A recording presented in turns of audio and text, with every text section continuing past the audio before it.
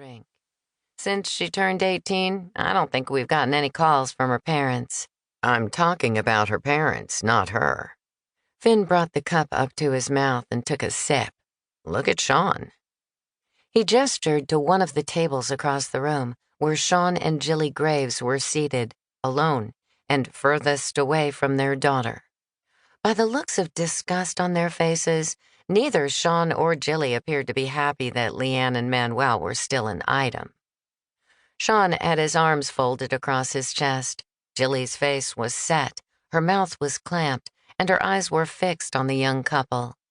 Across the way, I saw Juanita Liberty with her other two sons at a table about as far away from the Graves as you could get.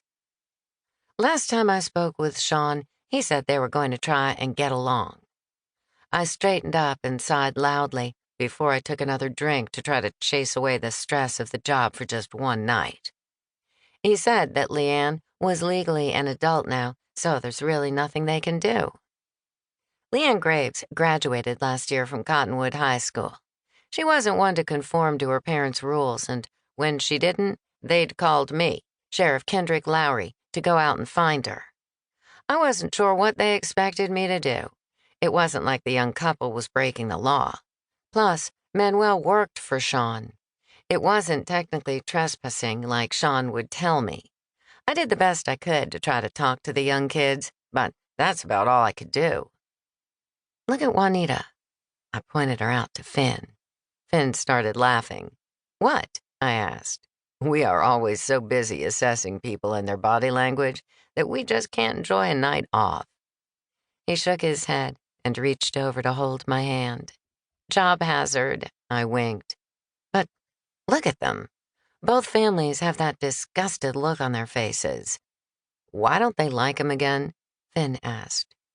We watched as the lovebirds got up from their seats and moseyed up to the refreshment table.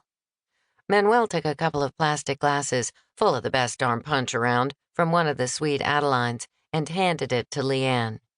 You know that delicious punch, the kind that's made from Neapolitan ice cream with a ton of spirit cola poured over top of it. The sweet and tart was the perfect combination. It was a bonus if you got a little bit of ice cream in the cup, too. Plus, the sweet Adelines were serving it from a real glass punch bowl and not just a plastic one, making it taste even better.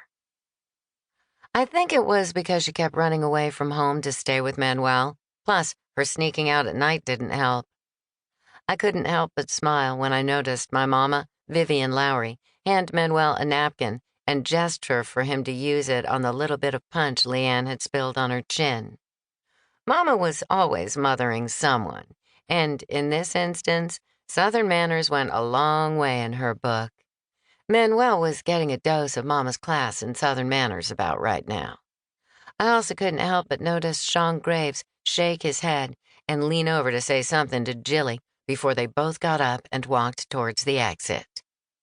They aren't staying long.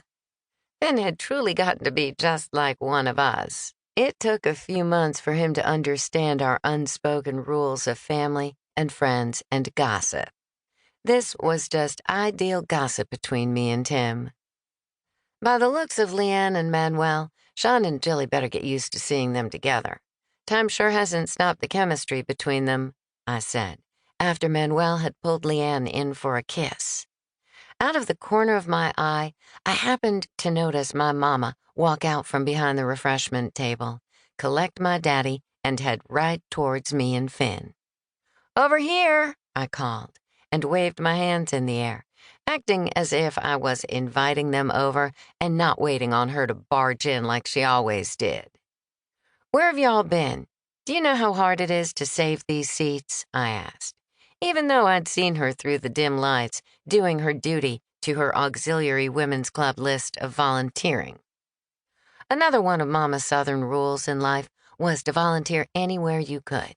She was on every committee she could fit into one day. You know your mama. Dad rolled his eyes so hard it made his nose curl.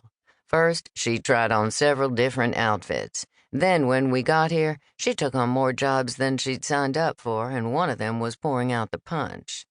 Why? I looked at Mama. It's the Moose Lodge.